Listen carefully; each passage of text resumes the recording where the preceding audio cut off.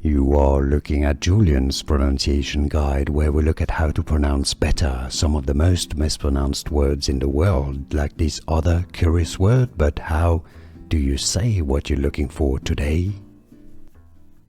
Let's learn once and for all how to pronounce this word correctly, and there are indeed two slightly different pronunciations, British English and American English. By the way, if you want to learn more correct pronunciation, stay tuned, I've got more videos for you.